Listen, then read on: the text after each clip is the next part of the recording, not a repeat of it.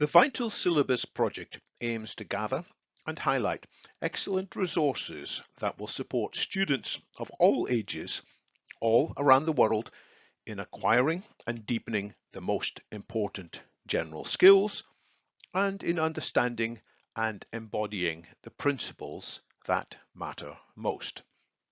These resources, that is, links to videos, documents, or other online material, should be accessible, that is, they are available without any payment or other obstacle, clear, that is, they are easy to understand, engaging, that is, they inspire and keep the attention of viewers, precise, they address the topic in the syllabus rather than lots of other questions, and authoritative.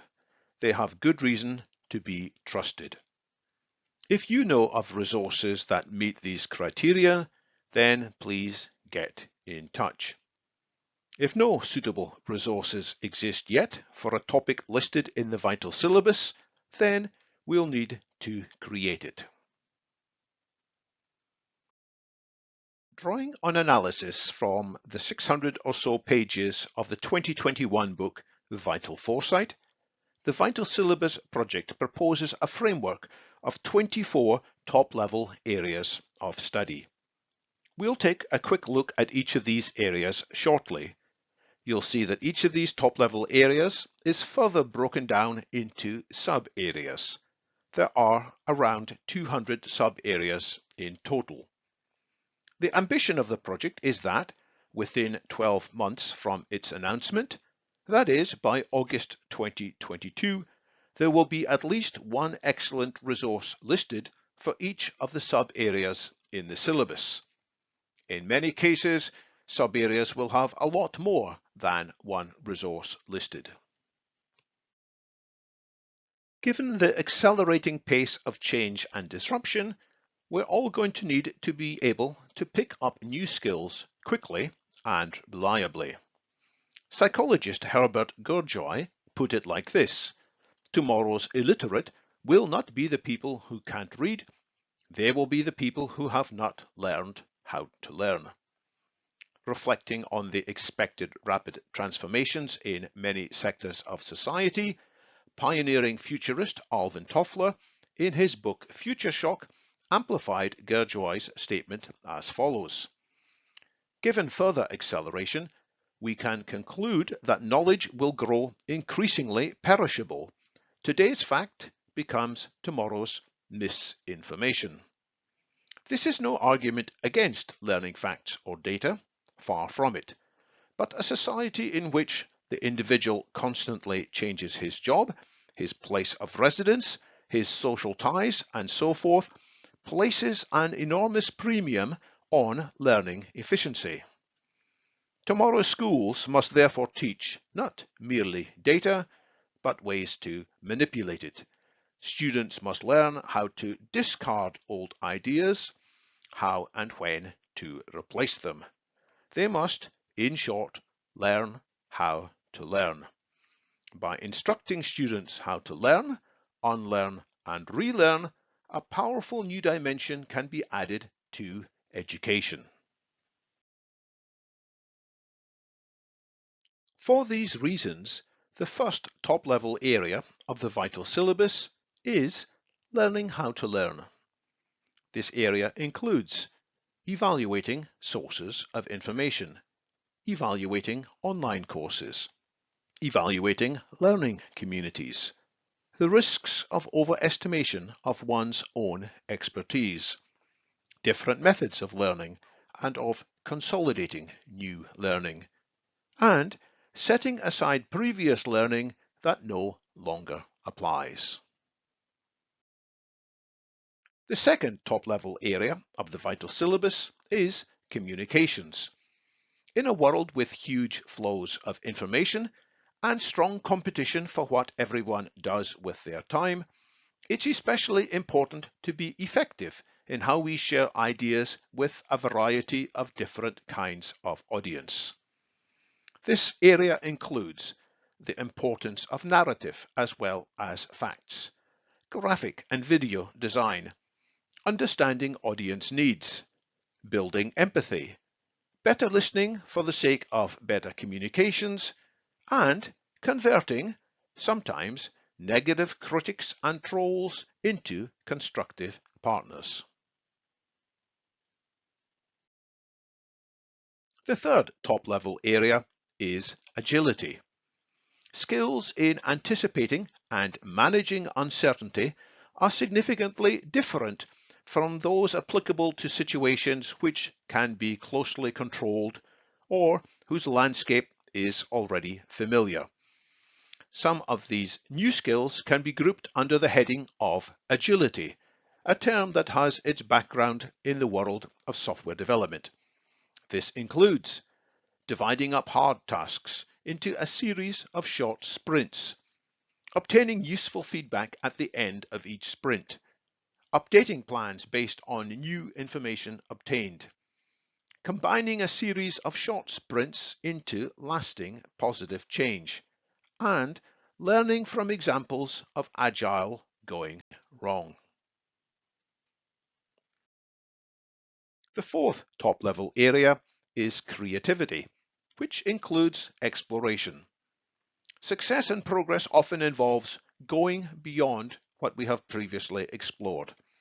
That's true of life in general, but is particularly true in a time of turbulence and disruption. We need, therefore, to be skilled in going beyond existing methods and solutions, generating innovative new ideas, evaluating innovative new ideas, transforming new ideas into actual solutions, deciding between innovation and doing more with previous methods, and skills in design and creativity.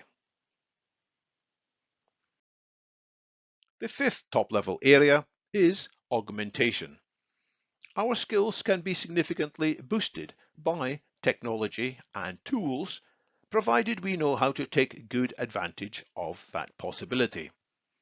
This area includes traditional methods to boost memory, concentration, etc., uses of personal, wearable, and embedded technologies, biofeedback mechanisms, roles for brain-computer interfaces, tools that can act like a personal guardian angel, the impact of various consciousness-raising practices. The sixth top-level area is collaboration. Our individual capabilities, our skills in thinking and action, can be significantly boosted by working together with friends and colleagues, provided we know how to take good advantage of that possibility. In this way, we can become wiser and stronger together.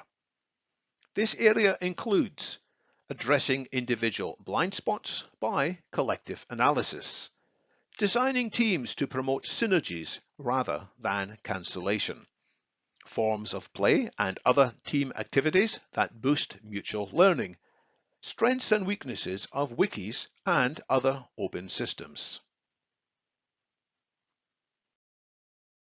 The seventh top-level area is emotional health.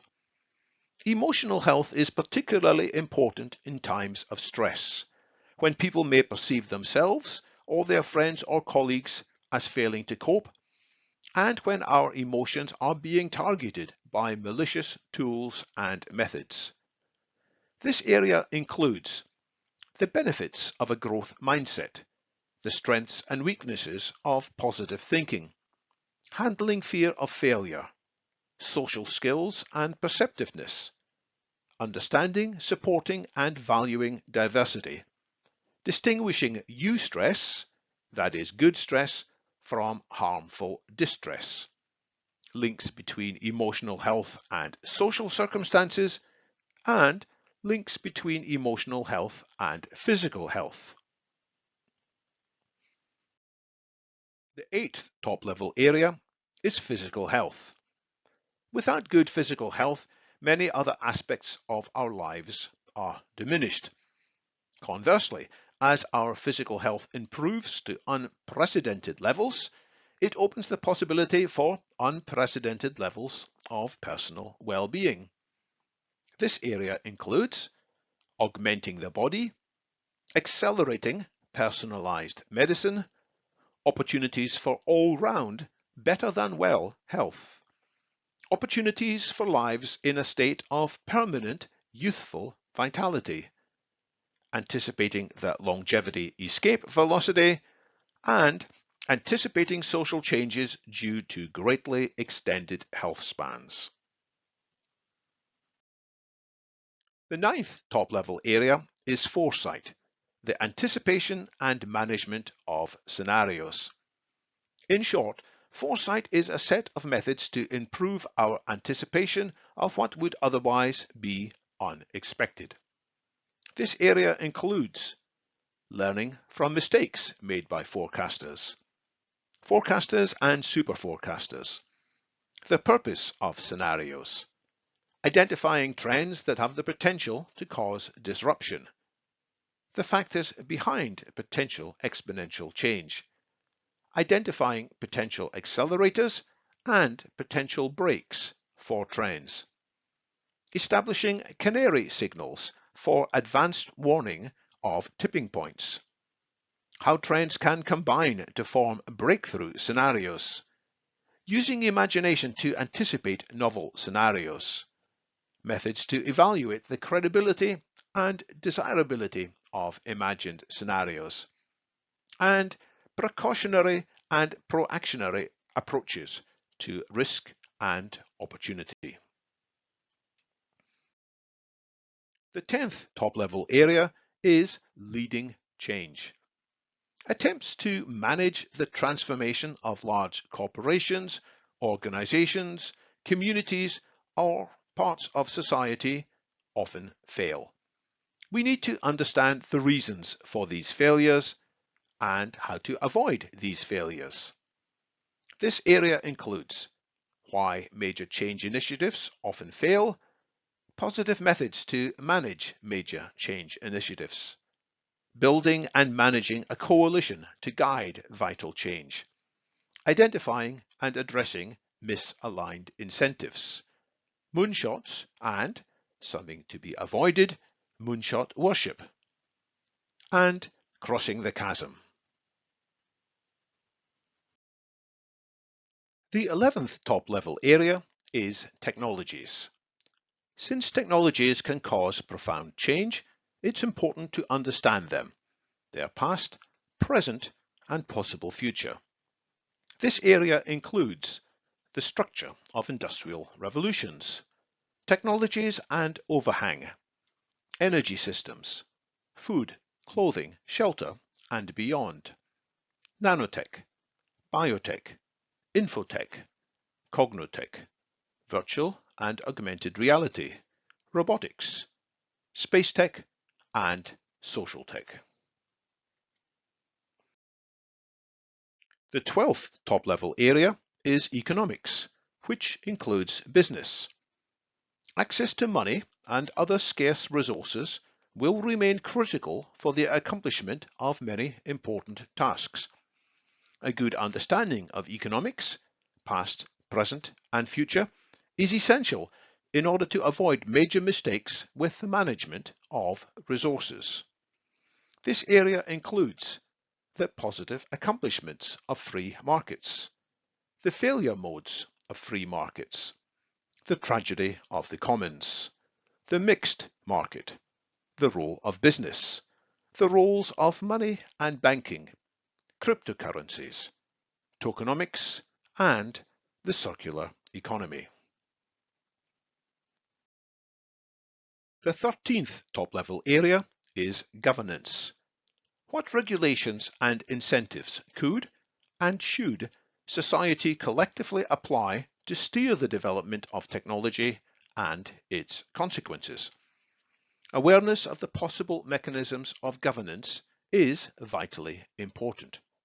This area includes regulating technologies, incentivizing technologies, socialism and its issues, egalitarianism and its issues, meritocracy and its issues, minimal governance, lean governance, self-regulating technologies, trustable monitoring, social safety nets and social contracts, centralization versus decentralization, and industrial strategy. The 14th top-level area is democracy. Democracy is widely perceived to be failing or to be inadequate in the face of global threats. What options are there for improving democracy?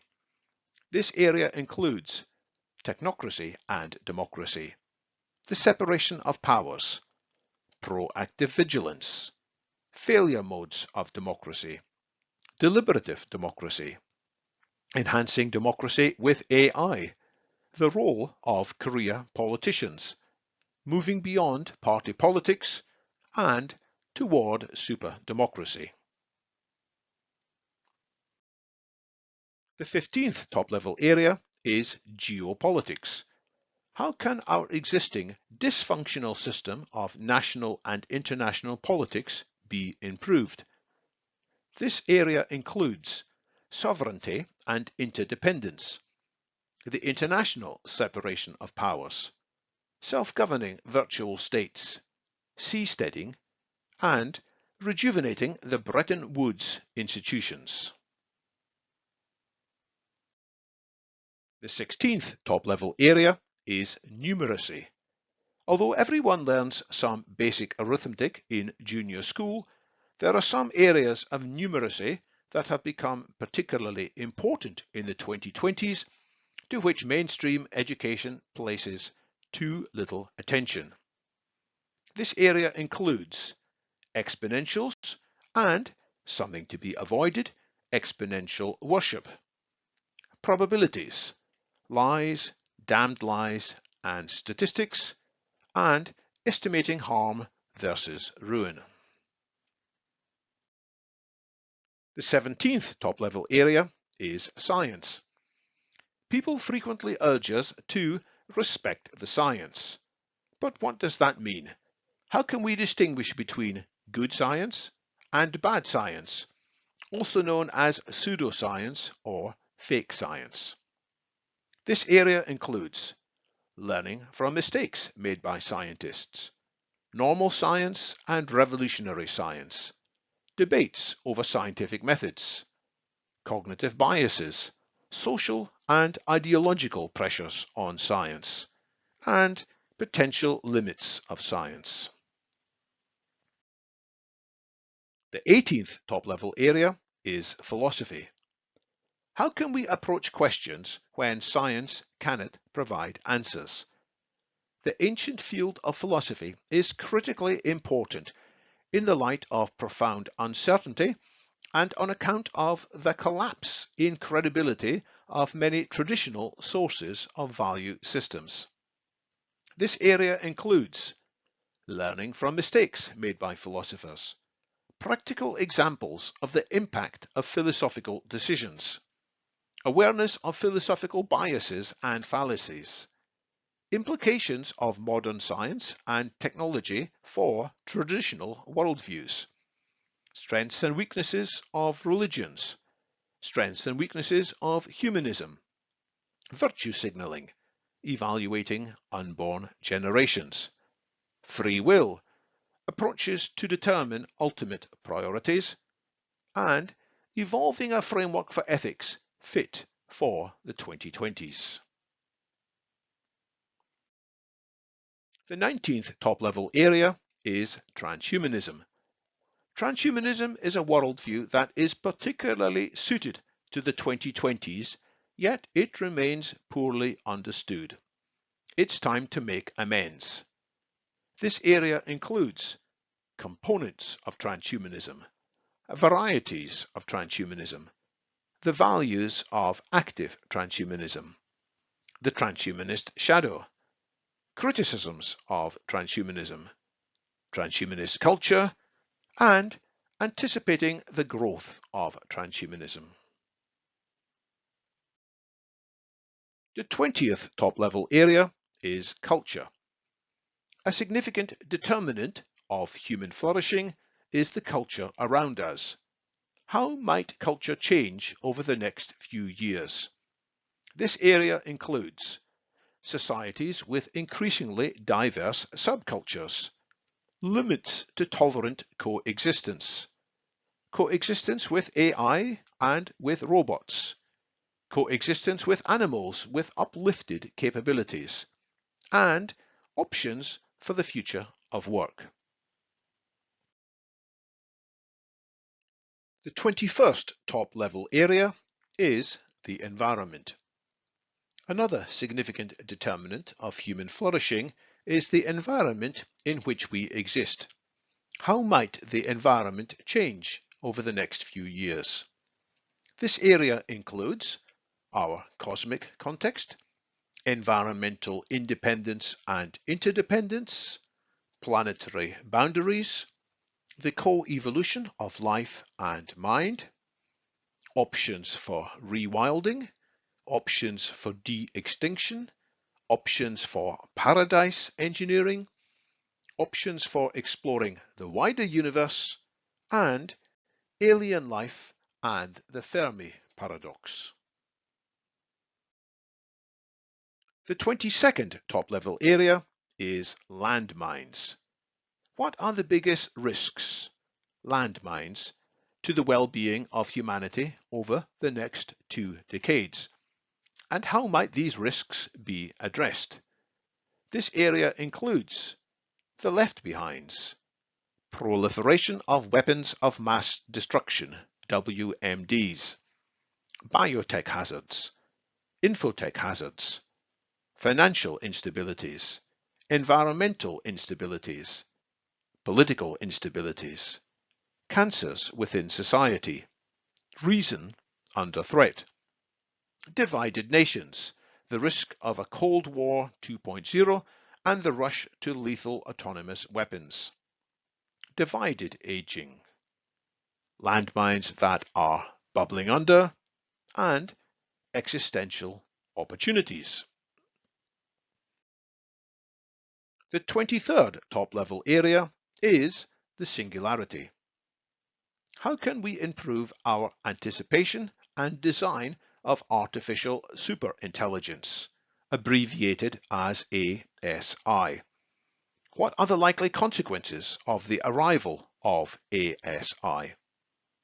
This area includes the singularitarian stance, the singularity shadow, different routes to ASI, hard and soft takeoff, possible timescales to reach ASI, the control problem, the alignment problem, the pros and cons of a merger between humans and ASI, the pros and cons of establishing a kind of backup for human civilization on a planet B, the singularity principles, and AGI or not AGI, fundamental choices about building the artificial general intelligence from which ASI is then likely to arise.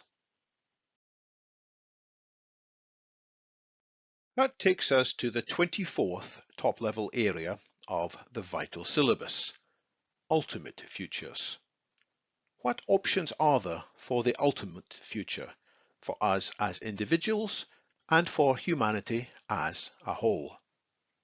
This area includes picotech and femtotech, ultimate physics, births and deaths of universes, beyond human death, cryonics and reanimation, space-time engineering and technological resurrection, the transcension hypothesis, the simulation hypothesis, parallel quantum multiverse branches, communication beyond base reality.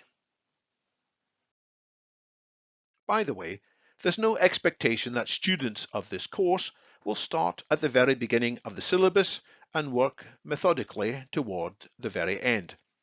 There is no requirement for a student to master the material on any earlier page in the sequence before looking at material on a later page in the sequence.